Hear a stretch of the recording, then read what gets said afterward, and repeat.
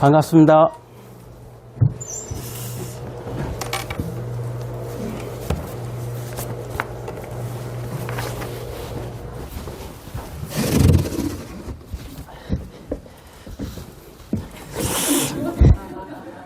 아무래도 의자를 놔야 할 것 같습니다. 그래서 놨습니다.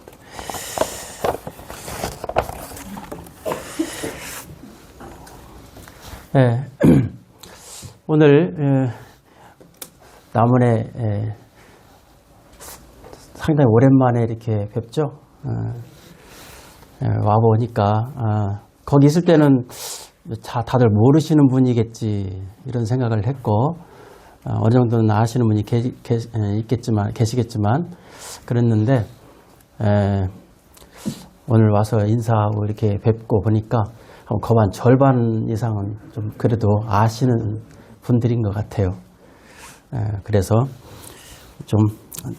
조금 마음의 여유가 생겼습니다.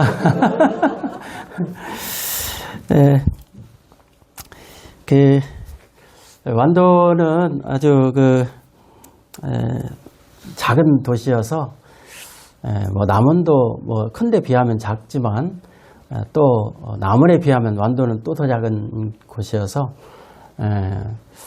제가 그냥 큰 지역에서 또는 큰 모임에서 이렇게 저를 초청하고 이렇게 가게 되면 사실 많이 좀 부담이 돼요. 떨림이 있습니다. 그래서 뭐 사람들이 그러더라고요. 나 떨고 있니? 그러더라고요. 그러는데 작년 여름에 그 캠프 말씀을 전해달라고 이렇게 연락이 왔었어요. 그런데 그때 뭐 저도 일이 있었고 그래서 정중히 이렇게 사양을 했었습니다.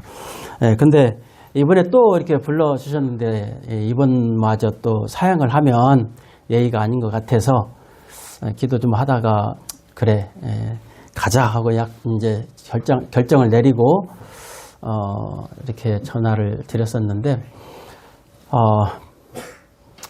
부담이 됩니다. 사실은 남원은 은사 있는 성도들도 많고 또 뭐 이렇게 한데 제가 가서 무슨 말씀을 좀 드릴 수 있을까? 교사들도 많고 막 그렇게 하시는데 그런 생각이 좀 있었습니다.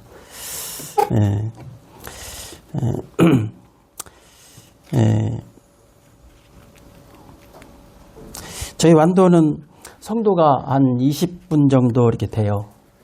근데 말씀을 전하시는 성도님이 이제 저하고 다른 형제님 한 분하고 이렇게 두 분밖에 없습니다. 그런데 그러다 보니까 이제 주일날, 수요일날, 금요일날 그 외에도 이제 다른 이런 아침 뭐 초신자 반이라든지 여러 부서들을 이렇게 맡아서 보면 그 자녀들이 많은 집에 생일 돌아오듯이 자주자주 말씀을 이렇게 전해야 됩니다. 그러니까 이런 모임에서는 한 달에 한 번이나 전하면 되니까 말씀을 좀 충분히 숙성시켜 가지고 전하면 되는데 저는요 그렇게 할 시간이 없어요. 이번 주 말씀 전하고 나면 또 다음 수요일 날 해야 되고 금요일 이렇게 다 돌아가면서 해야 되니까 사실 여러 가지 면에서 성도들이 불이익을 당하죠. 좀 설익은 밥상을 차려드리는 그런 입장이어서 그렇습니다. 그런데 오늘 또 제가 여기 와서 이제 말씀을 전할 때에 모르겠습니다. 주님께서 저를 통해서 무슨 말씀을 하실지 이런 생각을 갖습니다. 아무쪼록 주님께서 저를 통해서 자꾸 완도 입 올라가지고 남원 서문교회 성도님들께 꼭 필요한 말씀 주시기를 기도했고 또 서문교회 성도님들도 기도하셨을 거 아니겠습니까? 그래서 또 개포교회 식구들도 기도 많이 하고 그랬습니다. 제가 오늘 이렇게 남원에 와서 말씀을 전한다고 하니까 격려차 어저께 어떤 성도님이 또 밥을 사주시더라고요. 그래서 또 마음이 있으시니까 또 그렇게 하지 않습니까? 그래서 감사가 되었습니다. 제가 뭘 가르치겠습니까? 그래서 글쎄 주님이 주시는 말씀 주시는 대로 말씀을 드리도록 하겠습니다. 나무는 제가 그냥 잊지 못할 추억이 있는 곳이에요. 아까도 식사하면서 그런 얘기가 좀 얼핏 나왔었는데, 먼저는 이제 저희 선친이 남원군 주생면 상동리 613번지에 사셨고, 또 그렇게 저희 본 적도 그렇게 있었습니다. 지금은 이제 바뀌어졌지만, 그리고 이제 또 잊지 못할 추억은 제가 88년도에 이 영광에서 직장 생활을 잠깐 했었어요. 아마 그런 일이 없었으면 지금도 아마 그 이후에도 계속 좀 더 직장 생활을 했을 건데, 일을 하다가 총각 되니까 이제 아무래도 밥도 뭐 잘 안 먹고 그러고 다녔겠죠. 이제 성돈이 갑작스럽게 이제 위에 이렇게 복통이 막 이렇게 와가지고 아주 힘들었었습니다. 그래서 이제 나종렬 형제님이 그때 이제 영광에 계셨을 때니까, 그때 이제 그 형제님 댁에, 또 형제님도 어디 가시고 안 계셨어요. 자매님이 저 이제 병원에서 잠깐 이제 이렇게 진료를 하고 집에 이제 가서 이제 누워 있는데, 자매님이 계속 옆에서 말씀을 해주시더라고요. 뭔 말씀인지 기억도 안 나요. 그런데 막 그 진통을 이렇게 면하게 하려고 막 여러 가지 말씀들을 이렇게 하셨어요. 그래도 안 되겠다 싶어가지고 전주에 연락을 해서 우리 이정용 형제님이 이제 택시를 타고 막 와서 그 택시를 바로 타고 남원까지 이제 왔었습니다. 그래가지고 서북정 형제님이 이제 새벽에 이렇게 나오셔가지고 진찰을 했더니 12지장이 이제 천공이 된 거예요. 구멍이 난 거예요, 말하자면. 그래서 복막염이 돼가지고 빨리 수술하지 않으면 죽는다는 거죠. 그래서 전주로 이제 가서 이제 집 가까운 데를 가서 해야 되는데, 도저히 그럴 용기도 안 났고, 가는데 복통이 계속 올 거니까, 또 시간적으로도 그렇지 않고, 그래서 이제 완도 이정섭, 지금도 있는지 모르겠어요. 이정섭 외과라고 있는데 거기에서 수술을 하고 목숨을 건졌습니다.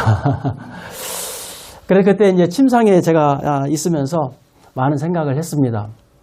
죽다가 살아났는데 주님이 다시 인생을 새롭게 이렇게 살게 하셨는데, 내 인생은 이제 내 것이 아니다. 내 인생은 이제 주님의 것이다. 뭐 구원 받을 때부터 그렇지만은 그래도 그때 다시 주님 앞에 그런 어떤, 지금 생각하면 내가 왜 그런 생각을 했을까 하는 생각도 드는데, 아무튼 그런 생각이 들어서 주님께 제 인생을 드리기로 마음을 굳게 또 먹고 다짐하는 그런 계기가 되었습니다.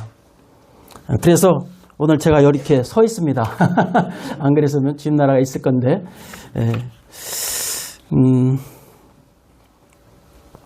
저는 전주에서 50년을 살았어요. 전주 50년 살고 13년 전에 이제 완도로 이렇게 내려갔습니다. 가게 된 여러 가지 배경에는 우여곡절들이 있지만 어쨌든 그때 가가지고 이제 생활을 했는데, 그 가서 한 1년 남짓 지났을 때에 우리 일꾼이 이제 공석이 되는 이런 일이 생겼습니다. 그래서 제가 처음에 갔을 때는 그냥 방석만 대어주고 있으면 되지, 연약한 지역교회가 숫자가 많지 않으니까 그랬는데, 일꾼이 공석되는 바람에 이제 어쩔 수 없는 상황에 제가 이제 사역을 또 이렇게 맡게 되었습니다. 모르겠습니다. 하나님께서 한 사람 한 사람을 이끌어 가시는 데에는 여러 가지로 그 환경과 또 상황과 또 말씀과 여러 가지로 이렇게 인도하시는 그런 하나님이신 것을 이렇게 깨닫게 됩니다. 그래서 이제 그래가지고 완도에서 이제 뭔가 좀 이렇게 일을 새롭게 시작하자 하고 했는데, 그래서 영혼들이 많이 더해지기도 하고 뭐 전도 훈련이라든지 뭐 이렇게 해가지고 했는데 코로나가 와버렸어요. 그래서 구두자들이 뭐 나오던 분들이 다들 이제 떨어져 나가고, 그래서 성도들이 또 힘을 잃고, 그래서 이제 한 10년 가까이를 성도들 마음을 하나로 모으는 이 같은 일들만 이렇게 하면서 지금까지 이렇게 지냈다가, 올해부터는 성도님들이 이제 우리도 이제 좀 복음 전도하는 일에 좀 신경을 좀 쓰자, 자진해서 다들 그렇게 말씀하시고, 그래서 그 저희 예배당 앞에 이제 놀이터가 있어요. 근데 완도는 뭐 시설들이 이렇게 많지 않으니까 거기는 뭐 초등학교부터 시작해가지고 중학생, 고등학생, 뭐 청년들, 어른들 뭐 다 와가지고 거기서 이렇게 노는 그런 놀이터가 됐죠. 그런데 그 앞에서 꽃전도도 하고 또 자매님들이나 이제 우리 성도님들이 또 이렇게 재능 있는 분들이 좀 또 계셔가지고 쿠킹 클래스라든지 뭐 이런 것들도 주일에 이렇게 하고 이렇게 하는 걸 이렇게 계획을 세워가지고 좀 새롭게 교회 학교를 편성을 해서 이제 시작을 했습니다. 그랬더니 주일 학생들이 한 3, 4명밖에 안 됐었는데 지금 한 10명이 넘어요. 이제 한 사람씩 한 사람 아이들이 이렇게 좀 더해지고 있는 입장인데 언제 또 얘들이 또 돌아갈지 이런 생각도 들고 그렇습니다.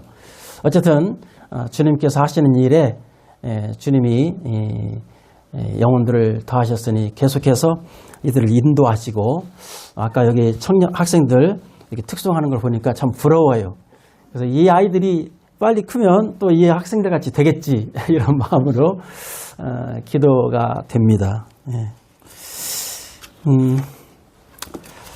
뭐 서론이 좀 길었습니다. 제가 몇 분에 시작했어요?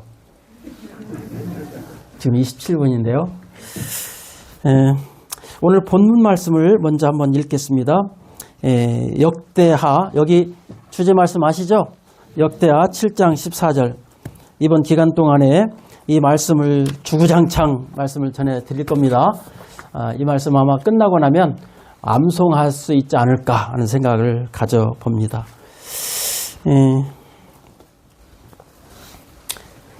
역대하 7장 14절 말씀입니다. 구약성경 665쪽이 되겠습니다. 같이 한 목소리 읽겠습니다. 자, 시작. 내 이름으로 일컫는 내 백성이 그들의 악한 길에서 떠나 스스로 낮추고 기도하여 내 얼굴을 찾으면 내가 하늘에서 듣고 그들의 죄를 사하고 그들의 땅을 고칠지라.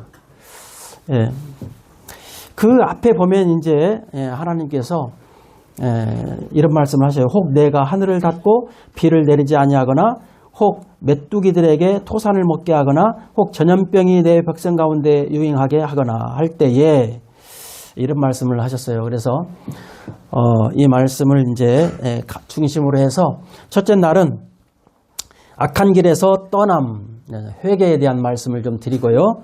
두 번째 날은 스스로 낮추고 기도하여 이 겸손에 관한 말씀을 좀 드릴 것입니다. 그리고 세 번째 날은 그 얼굴을 찾으면 위로가 필요한 사람들에 대한 말씀을 주일날 오전에 드릴 것이고, 네 번째 시간에는 그들의 죄를 사하고 그들의 땅을 고칠지라, 회복에 대한 말씀을 드리게 되겠습니다. 사실 이 말씀은 올해 개포교회 슬로건으로 내건 말씀입니다. 주님께서 우리가 주님 앞에서 정말 마음을 다잡고 회개하고 돌이켜서 하나님의 얼굴을 구하게 되면 하나님께서 우리의 모든 죄를 사하시고 또 우리의 거하는 거주, 바운더리죠. 이런 모든 지역, 가정, 교회, 개인의 삶 모든 부분에서 그 땅을 고치실 것이라고 하는 이런 분명하고 확실한 말씀을 해 주셨습니다. 그래서 오늘은 이제 제1강 그들의 악한 길에서 떠나라고 하는 주제를 가지고 말씀을 드리겠습니다. 시기가 참 굉장히 급박하게 돌아가죠. 전쟁이 여기저기에서 있고요. 언제 주님이 오셔도 이상하지 않을 이런 시기에 우리가 살고 있습니다. 짐 엘리엇 선교사님이 그 일기에서 발견된 말씀이 있는데요. 한 발만 더 내디디면 하늘의 문턱을 넘을 것처럼 그렇게 살아야 할 시기가 된 것 같습니다. 주님께서 너무 오심이 참 빨리 오시게 될 것 같다 하는 생각을 갖는데, 우리는 이럴 때일수록 깨어서 어느 때든지 주가 임하든지 간에 주님을 맞을 수 있는 이런 준비를 하고 살아야 하지 않을까 하는 생각을 갖습니다. 역대하 7장 14절에 있는 말씀은 하나님을 떠나서 죄악 가운데 살던 사람들에게 하신 말씀이 아닙니다.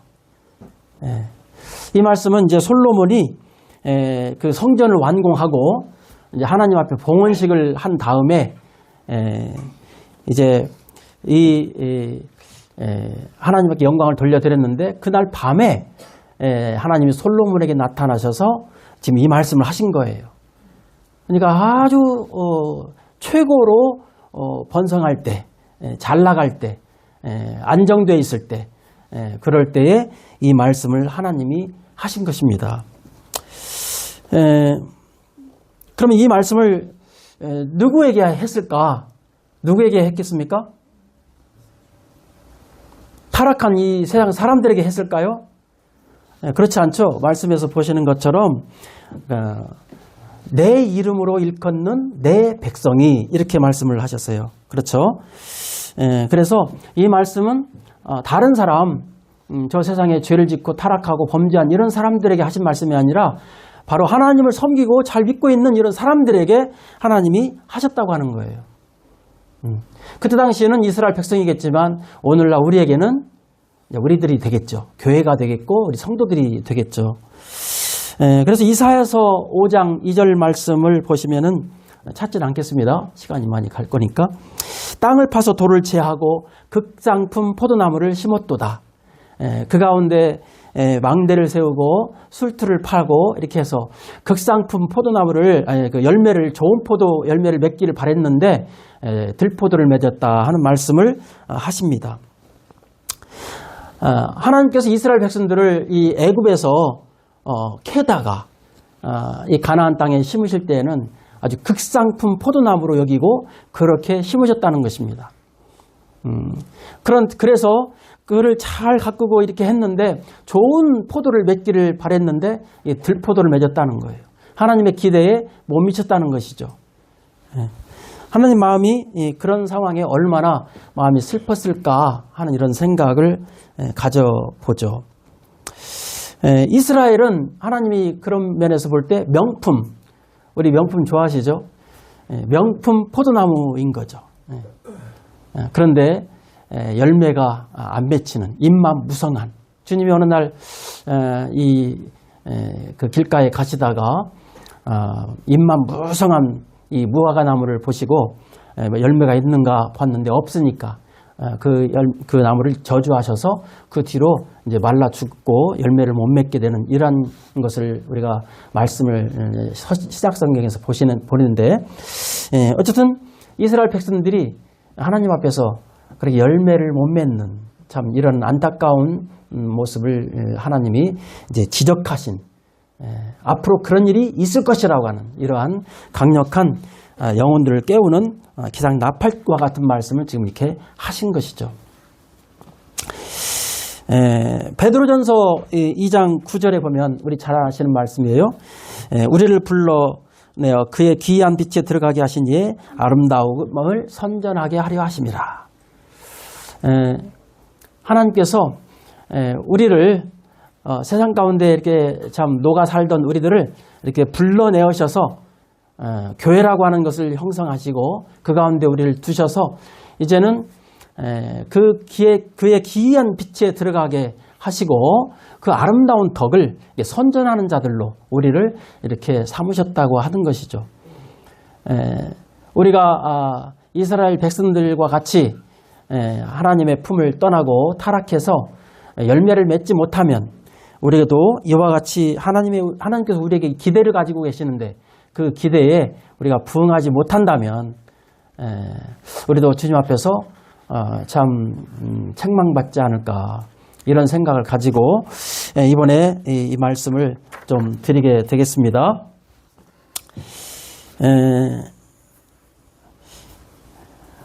마태복음 23장 37절에 보시면은 주님께서 이 예루살렘 성을 보시면서 이런 말씀을 하셔요. 예루살렘아 예루살렘아 선지자들을 죽이고 내게 파송된 자들을 돌로 치는 자여 암탉이 그 새끼를 날개 아래 모음같이 내가 네 자녀를 모으려 한 일이 몇 번이더냐. 그러나 너희가 원하지 아니하였도다. 이렇게 말씀하셨습니다.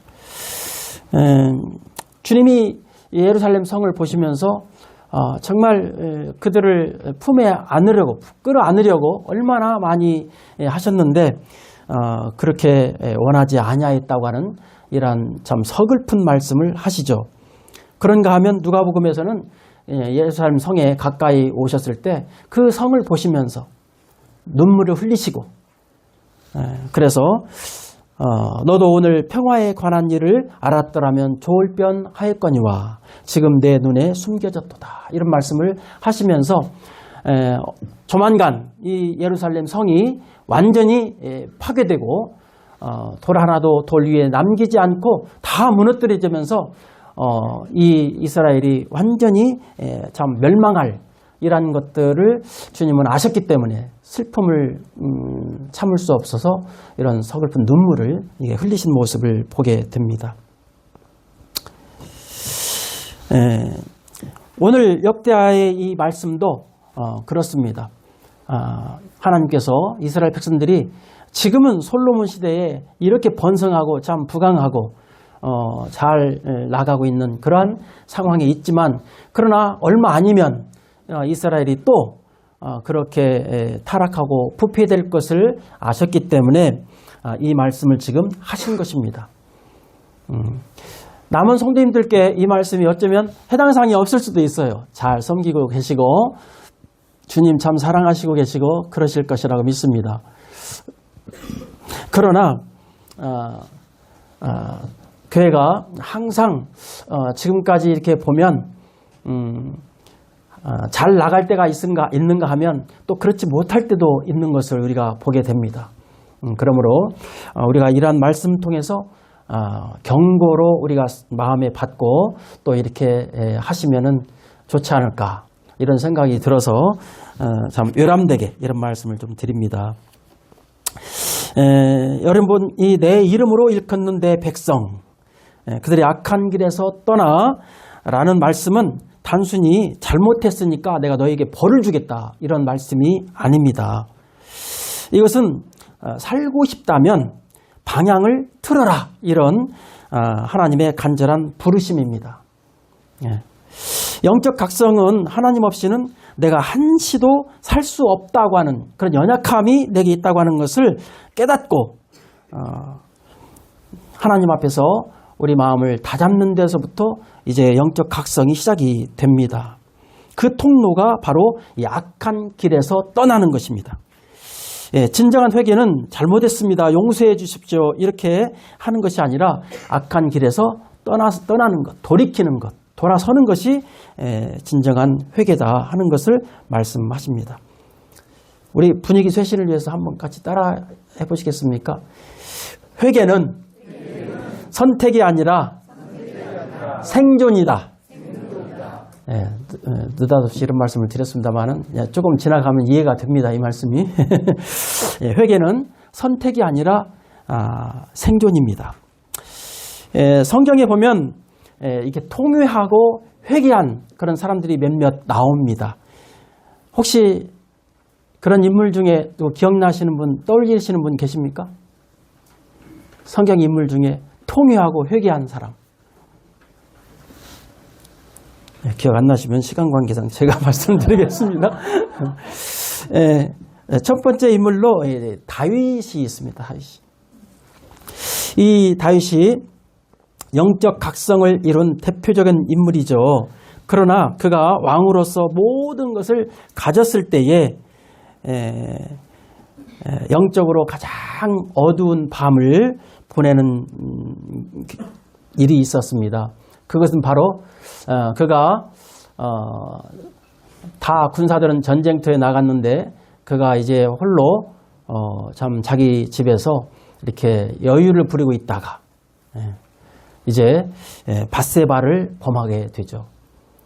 또 그것만으로 되지 않았고 그 죄를 감추기 위해서 우리아의 아내 우리아를 또 죽이죠. 이런 살인을 저지릅니다. 하지만 나단 선지자가 이제 와서 다윗에게 그러한 죄를 고발을 하고 떠올리게 했을 때에 그는 변명하지 않았습니다. 정말 하나님 앞에서 자기의 이 죄악상을 내려놓고 정말 용서를 구하고 참회의 눈물을 흘리는 이런 다윗의 모습을 보게 됩니다. 그 말씀이 이제 시편 51편 1절에 이렇게 나와 있는데 한번 우리 시편 여기에다가는 항상 이 줄을 성경에 이렇게 꽂아 놓으세요. 역대하 7장 14절 자주 찾습니다. 시편 51편 1절을 보시겠습니다.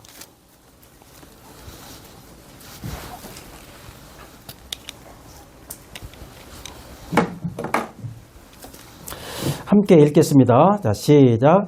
하나님이여 주의 인자를 따라 내게 은혜를 베푸시며 주의 많은 긍휼을 따라 내 죄악을 지워 주소서. 그 뒤에 계속해서 읽으시면 좋겠습니다만은 시간 관계상 이제 1절만 읽었습니다.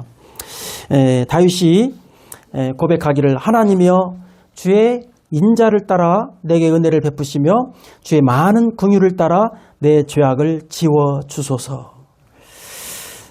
다윗은 이렇게 단순한 이 도덕적 반성이 아니라 하나님 앞에 하나님의 얼굴을 잃어버릴 것에 대한 이 공포감이 그 마음속에 있었던 것이죠. 죄는 그냥 용서하고 회개하고 돌이키면 하나님께서 용서해 주시겠지만 그러나 이런 일로 하나님이 나를 떠나버리면 어떻게 할까? 하나님이 나를 다시는 보지 않으면 어떻게 할까? 이런 공포감, 이것이 다윗의 마음속에 있었던 것이죠. 그래서 하나님께 이와 같은 하나님 얼굴을 구하는 다윗의 모습을 보게 됩니다. 다윗은 주의 성령을 내게서 거두지 마소서라고 부르짖습니다. 내 삶에 풍요가 있고 왕권이 있어도 하나님과의 관계가 끊어지면 그것은 죽은 목숨이라는 것을 깨달았었기 때문에 다윗은 이렇게 고백한 것입니다. 회개는 내 삶의 주권을 다시 하나님께 돌려드리는 영적 주권 회복입니다. 회개는 내가 선택해도 되고 선택하지 않아도 되는 것이 아니라 이거는 필연적으로 반드시 선택해야 하는 생존이라고 하는 것을 서두에 말씀드린 대로 같이 우리 따라서 말씀하셨죠. 그래서 우리의 삶에서 뭔가 잘못됨, 흐트러짐, 죄악을 짓고 있는 하나님의 얼굴을 볼 수 없는 이러한 어떤 연약함 가운데 내가 있다고 하면 우리는 하나님 앞에 나와서 필연적으로 주님 앞에 회개하고 돌이켜야 한다 하는 이 말씀을 통해서 우리에게 해 주십니다. 두 번째는 이제 니느웨 백성들입니다. 니느웨 백성들. 이건 그냥 국가적인 각성이죠. 요나 선지자가 니느웨 사람들이 회개하는 것을 바랬을까요? 안 바랬을까요? 바라지 않았어요. 왜냐하면 원수지간이거든. 그렇죠? 괴롭히고 참 그런 민족들이기 때문에 그들이 하나님 앞에 구원을 받는다? 이건 요나 선지자의 마음에 원치 않았던 것이죠. 용납이 안 되는 것이죠. 그런데 하나님께서 니느웨에 가서 복음을 전하라는 거예요.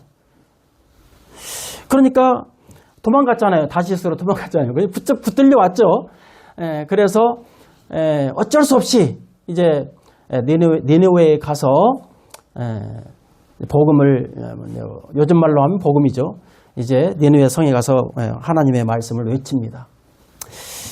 얼마나 간절한 마음으로 외쳤겠습니까? 그냥 영혼 없는 말로 니느웨가 40일이 지나면 멸망할 거 무너질 거야 이렇게 하면서 그냥 지나가는 말로 안 들으면 좋을 것처럼 그렇게 아마 외쳤을 거예요. 그런데 그 한마디 말에 니느웨 성이 뒤집어집니다. 이것이 과정법인지는 모르겠지만 왕부터 시작해서 저 짐승들까지, 여러분 우리 집에 있는 개가 이 배옷을 입고 밥을 안 먹고 금식하고 있다. 이거 상상이 됩니까? 소가 밥을 안 먹고 배옷을 입고 이렇게 눈물을 흘리면서 있다. 이렇게 상상이 되겠습니까? 어쩌면 이게 뭐 과장법인지는 모르겠어요. 실제로 그랬는지 모르겠습니다만은, 그러나 그만큼 니느웨 백성들이 하나님 앞에서 영적 대각성을 했다고 하는 것이죠. 그로 말미암아 니느웨가 이제 하나님이 심판하지 않고 심판을 미루는 이와 같은 상황을 우리가 성경을 통해서 알고 있습니다. 회개는 말로 하는 것이 아닙니다. 그 악한 길에서 떠나고 돌이키는 것이 회개다. 성경은 그들이 그 악한 길에서 돌이켜 떠난 것을 하나님이 보시겠다고 이렇게 기록하고 있습니다. 여러분의 삶에서 혹시 반복되는 이러한 악한 습관이 있습니까? 없죠. 남은 성도님들은 그런 분이 안 계실 것 같은데, 이 영적 각성은 그 습관의 길에서 돌이키는 것이 영적 각성이다 하는 것을 오늘 본문에서는 말씀해주고 있습니다. 1907년으로 제가 기억합니다마는 평양에 그 대부흥이 한번 일어난 적이 있어요. 그때에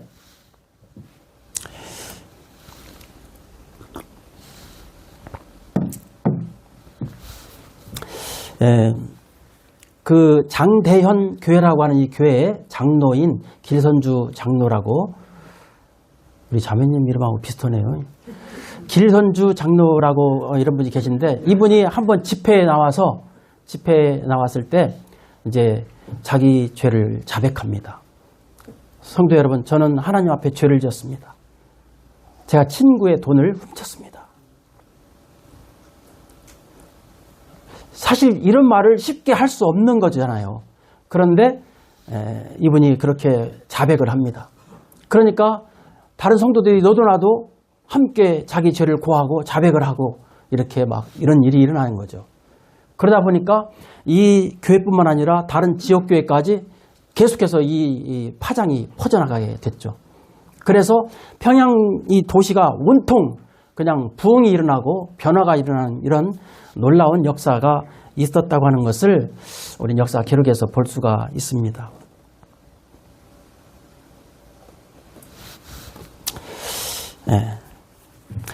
세 번째, 베드로 사도를 한번 생각해 보고자 합니다. 닭 울음소리에 깨어난 영혼이죠.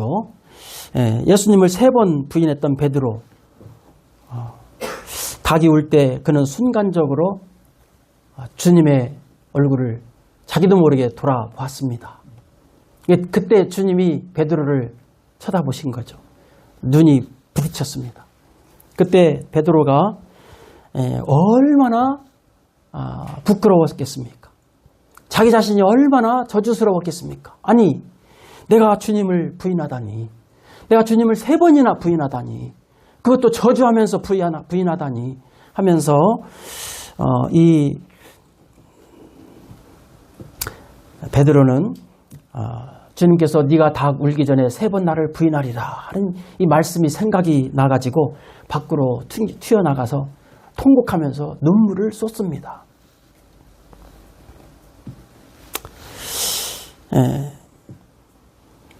그 베드로의 통곡은 그냥 자기 자신을 스스로 그냥 자책한 것, 이 정도가 아니라 정말 내가 얼마나 교만한 자인가, 내가 얼마나 교만한 자인가. 사실 그랬잖아요. 베드로가 다른 사람 다 버릴지라도 나는 주님을 버리지 않겠습니다, 이렇게 했었잖아요. 그렇게 호언장담을 했던 자기가 아니 3번이나 부인하다니, 자기가 자기 자신이 용납이 안 된 거죠.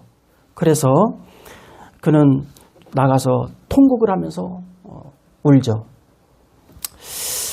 교만했던 자아가 완전히 깨어지는 순간이 되었던 것이죠.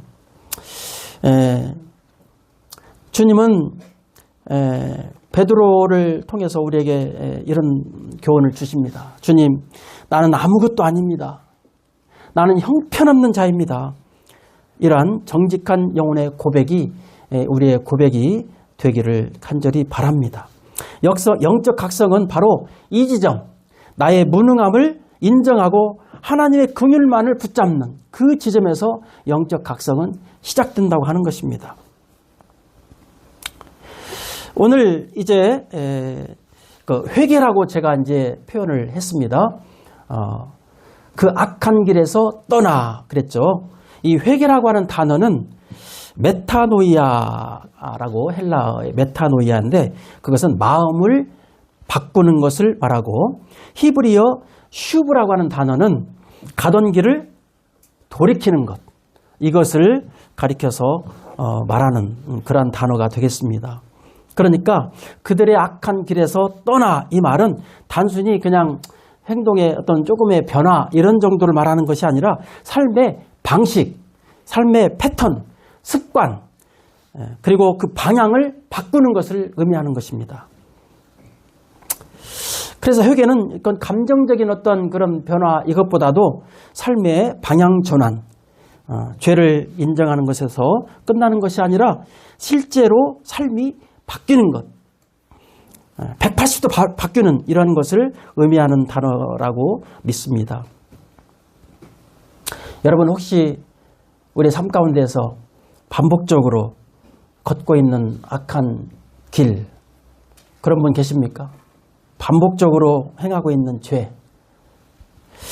오늘 내 삶에서 또 실제로 바꿀 수 있는 것이 있다면 그 한 가지가 무엇일까? 오늘 그런 부분을 한번 좀 생각해 보시는 시간이 되었으면 좋겠습니다. 우리가 영적으로 잠들어 있을 때는 세상이 정해준 속도와 방향으로 그냥 정처 없이 그렇게 맡기고 흘러갑니다. 성공, 돈, 또는 안락함. 하지만 회개는 그러한 질주를 멈추고 하나님의 얼굴을 향해서 몸을 돌이키는 것을 의미한다. 이렇게 말씀하고 있습니다. 하나님께서는 이스라엘이 풍요 속에서 반드시 타락할 것을 이렇게 아셨습니다. 그 타락의 실체가 가장 적나라하게 보여주는 것이 바로 훗날 선지자 호세아를 통해서 지적하고 있는 말씀이 되겠습니다. 완도에서 한 몇 개월에 걸쳐서 호세아 성경을 이렇게 공부한 적이 있습니다. 남원도 그런 공부를, 호세아 성경 공부했는지 모르겠습니다. 했습니까? 했으면 제가 내려갈 겁니다. 근데 몇 개월에 걸쳐서 이렇게 말씀 나눈 것을 오늘 다 말씀드릴 수는 없으니까 조금 축약해서 그냥 호세아가 이스라엘 백성들의 영적인 상태를 표현한 그런 비유적인 그런 표현을 몇 가지만 예를 들고 말씀을 통해서 생각해 보고자 합니다. 사실 제가 조사해 보니까 한 20가지 정도 될 것 같더라고요.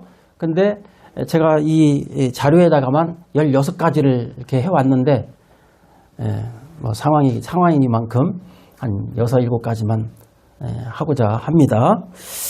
첫 번째는요, 우리 이제 이 호세아는 자주 언급을 해야 되니까 찾아보도록 하겠습니다. 호세아 성경. 첫 번째 말씀은 10장 1절입니다. 호세아 10장 1절.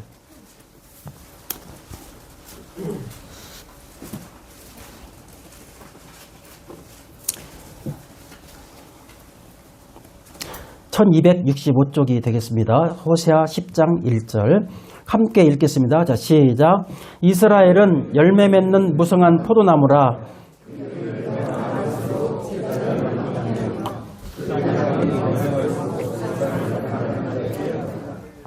예, 여기 보면 열매 맺는 무성한 포도나무 이렇게 말씀을 하고 있습니다. 여기는 열매 맺는 무성한 포도나무라고 말씀하고 있습니다만은 다른 의미에서 이 부분을 조명하고 있기 때문에 열매 맺는 포도나무로 말씀을 하고 있습니다. 그런데 또 다른, 우리가 아까 제가 처음에 서두에 말씀드린 것처럼 주님께서 열매가 없는 이 무화과나무를 말씀하셨잖아요. 지적하셨잖아요. 또 우리의 삶에서도 간접적인 교훈으로 보면 무성한 포도나무이긴 한데 이파리는 무성한데 열매가 없다면 어떻게 되겠습니까? 예, 우리 잘 아시는 대로 포도나무는 뭐 건축 재료로 쓸 수 있는 나무가 아니잖아요. 그렇죠? 땔감으로 쓰기에도 사실은 부적절한 나무예요. 사실은 아무짝에나 쓸 수 없는 거예요. 열매가 없다. 열매 없는 포도나무다. 이거는 그야말로 아무 데에다 쓸데없는 그런 나무가 이 포도나무입니다.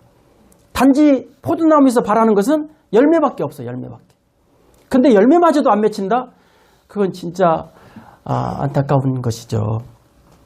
근데 여기 열매 맺는 포도나무다 이렇게 말씀하셨지만은 그러나 이 열매를 가지고 하나님께 이것을 드렸으면 얼마나 좋겠어요.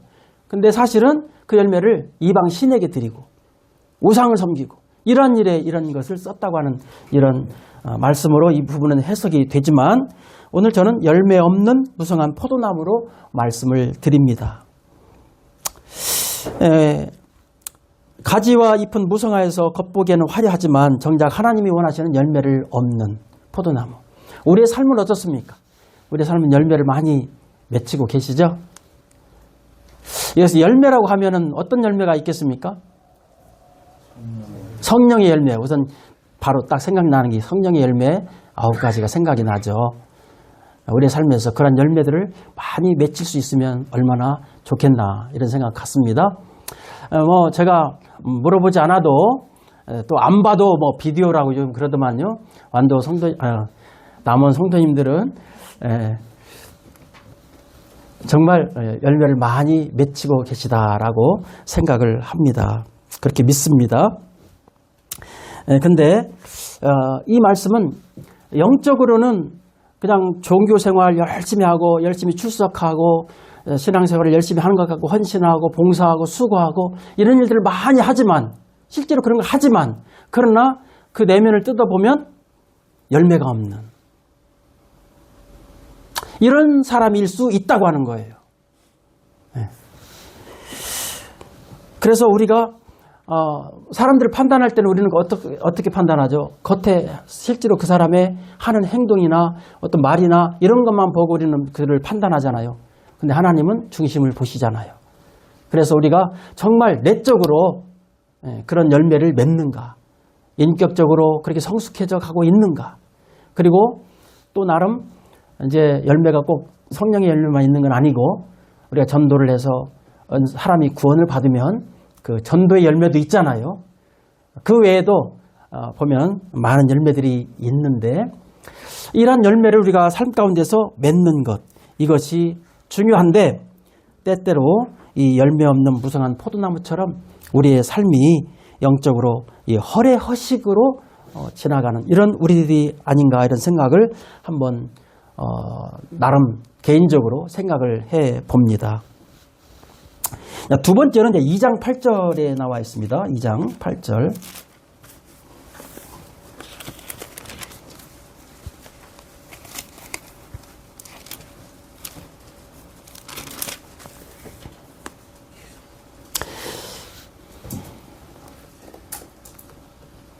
여기 보면 곡식과 새 포도주와 기름은 내가 그에게 준 것이요 그들이 바알을 위하여 쓴 은과 금도 내가 그에게 더하여 준 것이거늘 그가 알지 못하도다.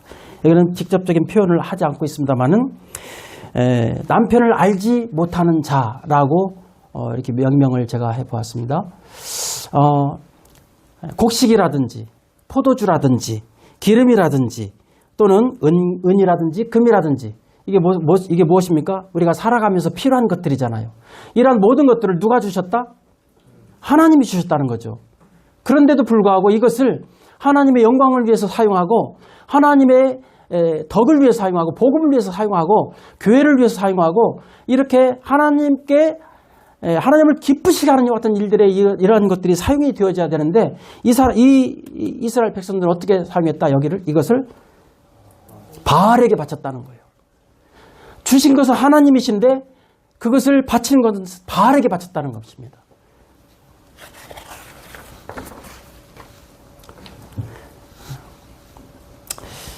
우리에게 주신 이 복이 하나님께로부터 왔음에도 불구하고 그것을 자신의 능력이나 무슨 어떤 자신의 행운이나 또는 자기 열심히 노력해서 얻어진 것으로 생각을 하고 살아가는 사람들, 이 영적인 망각 상태에 있는 사람들이죠. 은혜를 당연하게 여기는 순간 우리에게 있어서 각성은 그때로부터 수습을 하게 되죠. 우리는 은혜를 은혜로 여기고 알고 살아가야 할 줄로 믿습니다. 여러분 은혜 잊지 않고 살고 계시죠? 손경민 씨가 작곡 작사한 은혜 자주 부르시기 바랍니다. 자, 우리 세 번째, 시간이 없으니까요. 세 번째 4장 16절 한번 보겠습니다. 4장 16절.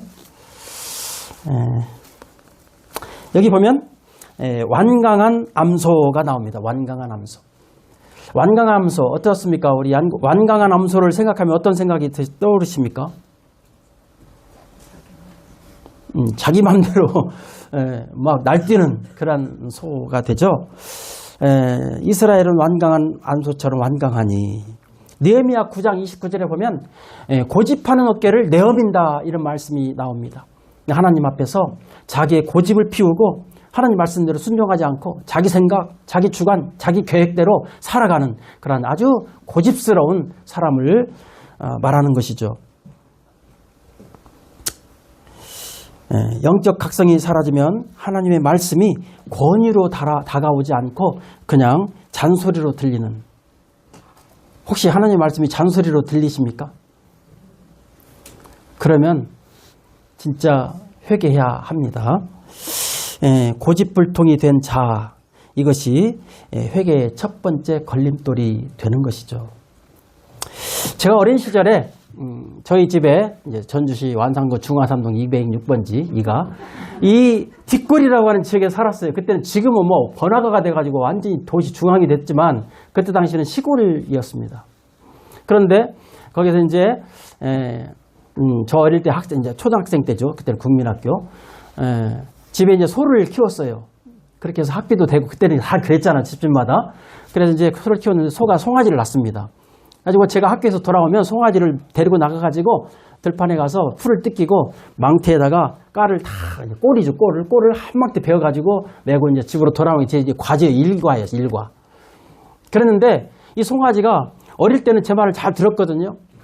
그런데 이제 조금 크니까 저는 이제 사람이니까 천천히 크잖아요. 소는 빨리 크고 그러다 보니까 이 소가 이제 지가 나를 이겨먹을 만 하거든요.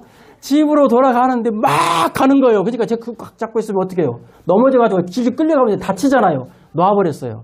그랬더니 막 뛰어서 집으로 갔는데 그렇게 가다가 아이들이라도 다치면 어떻게 하겠어요?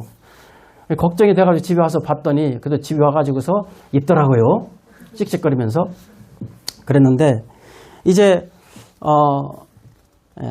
저녁에 아버님이 이제 오셔가지고 제가 말씀을 드렸습니다. 아버지, 소가 오늘 이 송아지가 이만저만 했습니다. 그랬더니 그래? 그동안 그 다음날 이 소를 데려다가 딱 묶어놓고는 이제 선반에다가 그 나무로 송곳같이 뾰족하게 만든 것이 있더라고요. 그것을 이제 전에 보면 그것을 아버님이 하시더라고요. 그래서 이게 뭐고? 난 그랬었어요. 그랬더니 소의 코를 갖다가 딱 잡고 그 송곳으로 딱 뚫어가지고 구멍을 내는 거예요. 네. 구멍을 내가지고 그 이제 동그랗게 연한 나무를 갖다가 이렇게 딱 해서 붙잡아 매놨어요. 이렇게 그러면 한 달, 두 달 지나면 그렇게 딱 굳어집니다. 그럼 그것을 갖다가 콧줄에다가 뚫어가지고 이렇게 매서 줄을 묶는 거죠. 그러면 소가 코가 아프니까 이제 말을 잘 들을 수밖에 없는 거죠. 예, 콧뚜레라고 하는 거죠, 이게. 구약시대 때는 나는 당신의 종이 되겠습니다. 주인에게 나는 평생 종이 되겠습니다. 라고 선언할 때 어떻게 합니까? 벽에다가 이렇게 가서 귀를 대고 구멍을 뚫어가지고 그렇게 했죠. 구멍을 뚫었죠. 이제 요즘은 이제 링을 하는데, 이어링을 하는데, 그거 아시고 이어링을 하셔야 돼요. 그냥 하지 마시고. 근데 여기 이제 콧뚜레, 이 콧뚜레는 어떻습니까?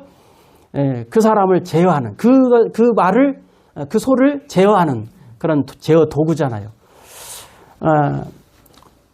여러분 한번 코 만져보시기 바랍니다. 콧뚜레 있습니까? 구멍이 나 있어야 돼요. 구멍 안 났으면 구멍 내야 됩니다. 여기. 그래서 우리가 주님 앞에서 이와 같이 콧뚜레를 해야 된다.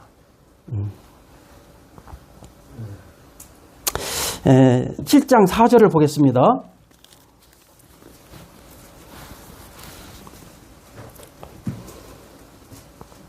읽진 않겠습니다. 거기에 보면 달궈진 화덕이 나옵니다. 달궈진 화덕. 달궈진 화덕은 어떻습니까? 그냥 밤새도록 이렇게 확 달궈 놓으면 아침에 그 문 앞을 쫙 열면 어떻게 되죠? 불이 확 나오죠. 뜨거운 열기가 나오죠. 그런 것처럼 평상시 때는 그냥 뭐 점잖은 사람 같고 평상시 때는 그렇게 그냥 그런 사람 같은데 화가 났다 하면은 그냥 뒤집어지는 이런 사람들이 있죠.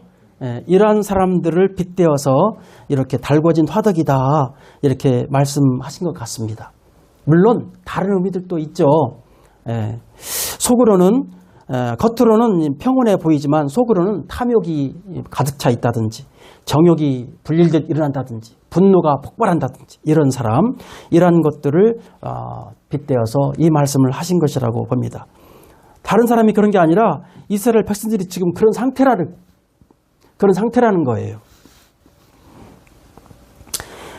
영적으로 깨어있지 않으면 우리 마음은 죄를 굽는 뜨거운 화덕과 같다라고 이렇게 교훈을 하고 있습니다.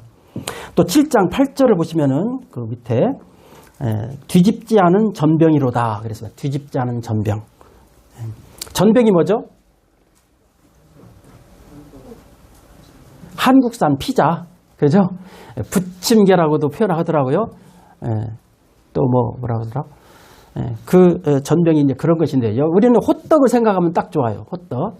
근데 호떡을 갖다가 이렇게 놓고 뒤집어야지 양쪽이 다 익어가지고 맛있게 먹을 수 있잖아요. 근데 뒤집지 않고 그대로 놔두면 밑에는 타고 위에는 안 익고 그렇잖아요. 뒤집지 않은 전병이 그런 거예요. 한쪽은 뜨거운 불에 탔지만 한쪽은 전혀 익지 않아서 먹을 수 없는 그러한 떡. 영적으로 균형을 잃은 신앙을 말하고 있습니다.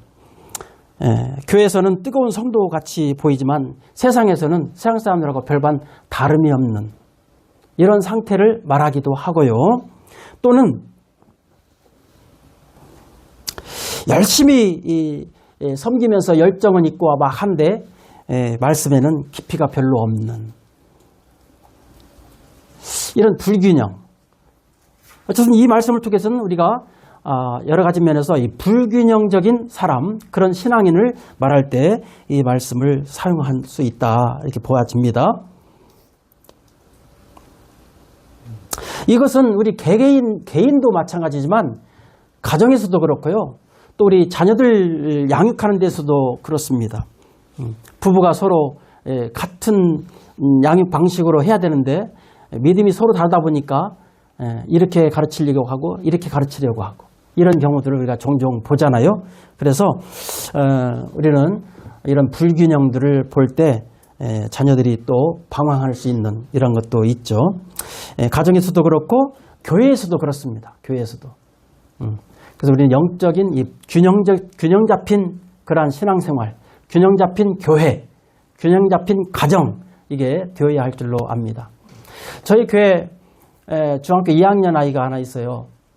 근데 작년과 올해 들어서 가지고 키가 저보다 커져 버렸어요. 갑자기 이렇게 부쩍 컸어요. 키가 이렇게 커가지고 제가 위로 이렇게 올려다볼 정도로 키가 컸어요. 둥치도 이거 딱 아주 그냥 멋져요. 아주 준수한 청년이 되어버렸는데 실상 그 내면을 들어가 보면요 중학교 2학년이에요. 겉은 이렇게 커졌어요. 근데 속은 중학교 2학년이에요. 그래서 성장과 성숙은 다릅니다. 성장은 가만히 있으면 저절로 커요. 그게 성장이에요. 성숙은 시간이 지나야 돼요. 그건 오랜 시간 뭔가 자기가 의식하고 성숙을 위해서 노력하지 아니하면 저절로 성숙은 이루어지지 않습니다. 성장은 그냥 가만히 있으면 돼요. 시간만 가면 돼. 그냥 먹고 이렇게 하면 되는데 성숙은 저절로 이루어지는 것이 아니라고 하는 거죠. 교회가 그렇습니다. 사랑하는 성도 여러분, 우리가 말씀은 많이 알 수 있어요. 그게 성장입니까? 아니 성숙입니까? 아니에요. 그건 성장은 할 수 있어요.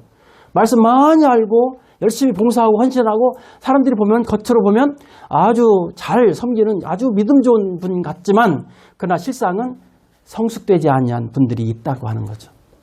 그런 분들이 어떤 면에서 보면 나무는 뭐 그런 분이 안 계실 줄 알고 제가 이런 말씀 자연스럽게 드립니다만은 그냥 나도 뭐 장로 할 만한데 뭐 저 형제도 장로인데 나도 장로 할 만하지 뭐 이런 분 속으로 그런 분들이 있을 수 있다는 거예요. 아니, 정석 형제님이 남원은 없대요. 남원은 없대. 예. 내가 없는 줄 알고 이런 말씀 드립니다. 예. 그런데 우리가 영적으로 성숙해야 됩니다. 성장이 되면 성장만 되면 불균형적인 신앙이 되어가지고 그렇게 안 된다는 거지. 예.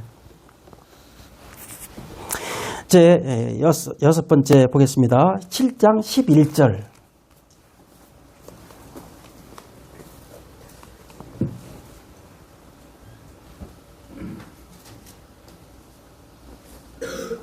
음. 7장 11절 보면 에브라임은 어리석은 비둘기. 무슨 비둘기요? 네, 어리석은 비둘기. 어리석은 비둘기 같이 지혜가 없어서 애굽을 향하여 부르짖으며 아수르로 가는도다.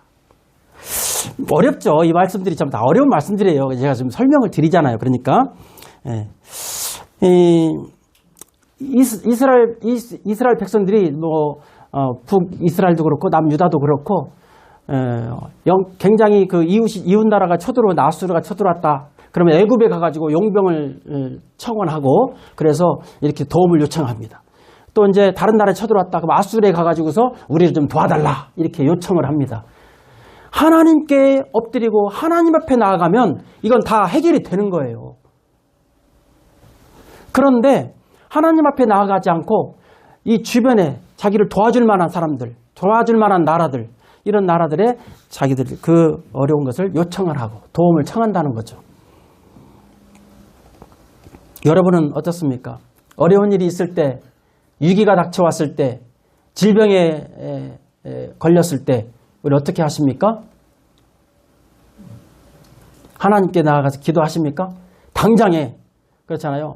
당장에 어떤 병이 막 내가 막 속이 안 좋고 아까 저같이 이렇게 갑자기 복통이 왔다. 그러면은 빨리빨리 서북전내과 가봐. 막 이렇게 하시잖아요. 우리가 물론 서북전내과 가서 이렇게 진료받고 치료하는 것은 좋아요. 잘못된 게 아니죠. 그러나 우선순위가 바뀌어졌다는 거예요.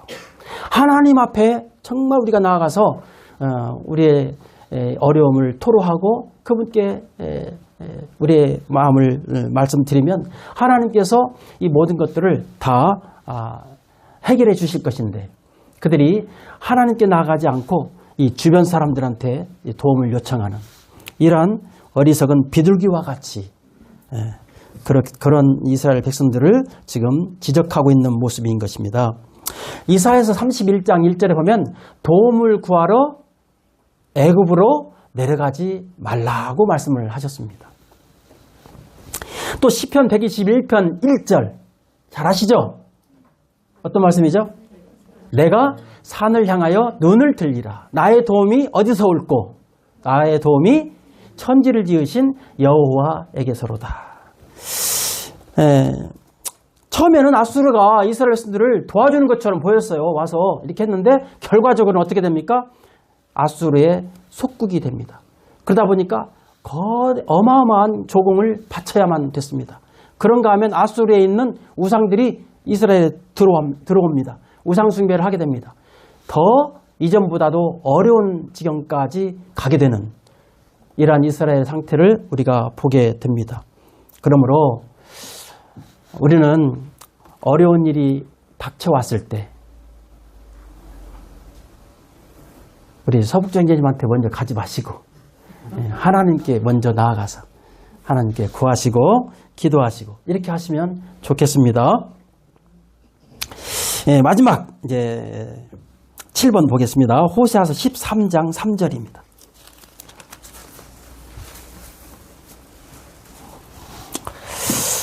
여기 보면 3절에 이러므로 그들은 아침 구름 같으며 쉬 사라지는 이슬 같으며 타작마당에서 광풍이 날리는 쭉정이 같으며 굴뚝에서 나는 연기 같으니라. 여러 가지를 지금 여기서 한꺼번에 말씀하고 있는데 저는 그냥 한 가지 굴뚝에서 나가는 연기만 말씀드리겠습니다. 이 연기는 처음에 이렇게 나올 때는 형체가 있어요. 근데 조금 지나가면 형체가 없어지고 흐트러져 버립니다. 그렇죠? 연기가 그렇습니다. 그런 것처럼 형체는 있는 것 같은데 곧 흩어져서 흔적도 없는 우리의 삶이, 우리 신앙생활이 열심히 섬겨가지고 정말 뭔가 이루는 것 같고 뭔가 남는 것 같고 뭔가 해는 것 같고 보람이 있는 것 같은데 뒤집어 이렇게 보니까 아무것도 남은 게 없는 그런 신앙생활이라고 하면 얼마나 안타깝겠습니까? 우리가 주님 앞에 갔을 때에 주님 앞에 갔을 때에 이번에 저 동생이 완도에 왔는데 그런 말씀을 하더라고요. 주님 앞에 우리가 갔을 때에 다른 사람들은 다 막 호명을 해가지고 막 부르는데 나는 호명을 안 받아. 나는 분명히 세상에서 열심히 섬겼기 때문에 뭔가 주님 앞에 갔을 때 그래도 한 가지는 받을 게 있을 것이다 생각하고 왔는데 주님이 날 호명을 안 해. 그럼 어떻겠습니까? 다른 사람은 막 불러. 다른 사람 부르는데 나는 호명을 안 해. 그러면 마음이 정말 어렵고 힘들겠죠? 상대적인 부끄러움을 느끼게 되겠죠. 그런데요, 어떤 분은 2번, 3번 불러 막. 나는 한 번도 안 불렀는데. 그러면 더 어렵겠죠. 우리의 신앙을 그런 면에서 점검해 볼 필요가 있습니다. 정말 내가 섬기고 있는 이 모든 것이 남는 것인가, 흔적이 있는 것인가, 아니면 흔적도 없이 사라질 것인가, 나는 뚱구름을 잡고 있는 거 아닌가, 내가 하는 이 일이 정말 하나님께 영광이 되는 일인가, 이런 것들을 나름 생각해 보셔야 하겠습니다. 사도 바울은 내가 내 몸에 예수의 흔적을 가지고 있다 이렇게 말씀을 하셨습니다. 사도 바울은 그 말씀을 하실 만도 하죠. 얼마나 많이 맞았습니까? 막 3번 태장으로 맞고 권장 맞고 이렇게 하시고 또 바다의 위험을 또 형제들의 위험을 또 많은 핍박이 있었고 고난을 받았고 뿐만 아니라 어떻게 해요? 잡혀가가지고 감옥에 갇혔죠. 굶고 헐벗고 이러한 파란만장한 생애를 사도 바울이 보냈습니다. 그의 온 몸은 그냥 상처투성이에요. 그냥 벗겨놓고 보면 아마 상처투성일 거예요. 주님 나라 가서 보시면 알 겁니다. 제 말이 거짓말인지 참말인지. 우리 사도 바울이 그래서 내가 내 몸에 그리스도의 흔적을 가지고 있노라 이렇게 말씀하셨어요. 여러분 몸에 상처, 흔적 하나씩 갖고 있습니까? 주님도 마찬가지예요. 주님도 얼마나 많이 매를 맞으셨습니까? 채찍으로 맞았습니다. 살점이 문득문득 떨어져 나갈 만큼 그런 징계도 아니죠. 핍박을 받으셨는데 주님은 손과 발에 상처가 있고 또 머리에 가시멜로 가는 찔린 상처가 있고 또 옆구리에 창에 찔린 상처 자국이 있고 주님처럼 또 상처가 많은 분도 없을 거예요. 우리는 그렇게 많은 주님의 상처를 보고 이 사도 바울의 상처를 보면서도 내 몸에는 주님을 위한 상처가 한 개도 없다면 얼마나 안타까울까 하는 생각을 갖습니다. 여러분 나는 어떤 흔적을 갖고 있는가 한번 생각하는 이런 저녁이 됐으면 좋겠습니다. 자, 이제 영적 각성을 위한 회개 체크리스트 한번 몇 가지, 3가지만 말씀을 드리겠습니다. 스스로 질문을 해보시기 바랍니다. 죄에 대해서 민감한가? 나는 죄에 대해서 민감한가? 작은 거짓말 하나에도 가슴이 아픈가? 이런 면들을 한번 생각해 볼 필요가 있습니다. 2번째, 하나님의 영광보다도 내 안위가 더 중요한가? 3번째, 내 삶의 악한 길을, 습관이죠. 그것을 끊어낼 의지가 있는가? 우리는 이러한 부분에 숙제로 알고 한번 생각해 보시고 어떤 것을 내가 실천할 수 있을까 한번 생각하시면 좋겠습니다.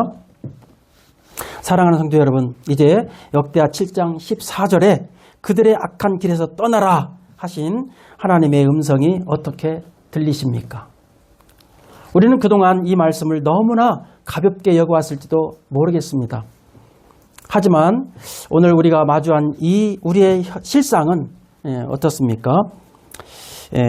우리는 물 위에 떠있는 거품처럼 허망한 것들, 금방 터져서 없어져 버릴 허망한 것들을 붙잡고 있지는 않는지요. 또 속이는 활처럼 관역을 향해서 쐈는데 빗나가 버리는 이러한 죄 가운데 우리가 있지는 않으신지요. 아까 말씀드렸던 뒤집지 않은 전병처럼 영적인 불균형 가운데 있지는 않은지, 또 달궈진 화덕처럼 탐욕이 우리 마음속에 가득해서 우리 영혼을 잠식하고 있지는 않는지, 이 끔찍한 영적 파산을 직시하는 것, 이것이 진짜 영적 각성이 시작되는 시점입니다. 회개는 단순히 미안합니다라고 말하는 도덕적 예절이 아니라고 말씀을 드렸습니다. 즐겨 쓰지 않는 그릇, 그렇죠?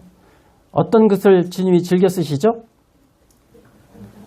아주 좋은 도자기, 금으로 만든 그릇, 그렇습니까? 아니요. 천하게 쓰이려고 쓰여진 바가지와 같은 것이라 할지라도 그게 더러워지면 못 쓰고, 금으로 만든 것이라 할지라도, 그 바가지를 할지라도 깨끗하면 자주 즐겨 쓰게 됩니다. 그러나 아무리 금으로 만든 것이라 할지라도 더러워져 있으면 쓸 수가 없다 하는 것입니다. 어리석은 비둘기, 음란한 아내, 이러한 부분들을 제가 말씀을 드렸습니다. 이제 본문에서 하나님은 분명한 약속을 주셨습니다.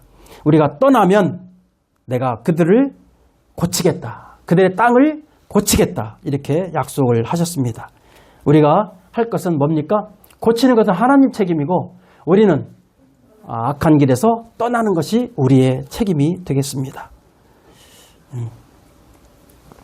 이스라엘 백성들은 그와 같은 골든타임을 놓쳤어요. 하나님께서 그렇게 경고를 하셨음에도 불구하고 곁길로 나아가서 정말 하나님 없이 타락하고 우상을 섬기고 이렇게 하는 이스라엘 백성들을 봅니다. 그렇게 함으로 말미암아 어떻게 됐습니까? 북이스라엘도 남유다도 결국 멸망을 하고 포로로 잡혀가잖아요. 그들이 바벨론 강가에 앉아가지고서 수금을 버드나무 위에 걸고 시온을 기억하면서 울었던 이런 이스라엘 백성들을 우리가 보게 됩니다. 얼마나 안타까운지. 오늘은 서두에 말씀드린 것처럼 다윗처럼 또 니느웨 백성처럼 베드로처럼 저와 여러분은 마음의 베옷을 입어야 할 줄로 압니다. 시편 기자의 절규를 찾아보고 마치겠습니다. 시편 130편 말씀 보겠습니다.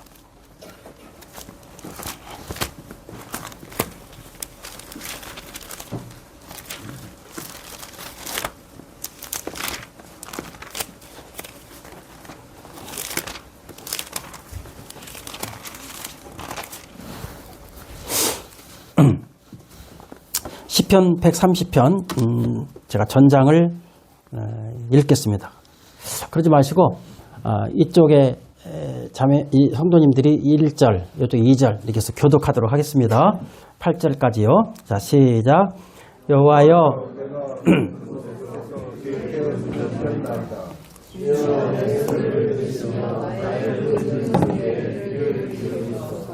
여호와여 주께서 죄악을 지켜보실진데 주여 누가 서리이까. 그러나 하나님이 주께 있으니 주를 경외하게 하심이니이다. 나도 내 영혼의 여호와를 기다리며 나는 주의 말씀을 바라는도다. 자손이 약속을 기다림보다 내 영혼이 주를 더 기다리니 참으로 자손이 약속을 기다림보다 더하도다. 이스라엘아 여호와를 바랄지어다. 여호와께서는 인자하심과 풍성한 성량이 있습니다. 그가 이스라엘에게 모든 지역에서 성장하시리라. 아멘. 주여 내가 깊은 곳에서 부르짖나이다. 자기가 깊은 곳에 빠져 있다고 하는 사실을 아는 것만으로도 우리는 한 발을 내디딘 것입니다.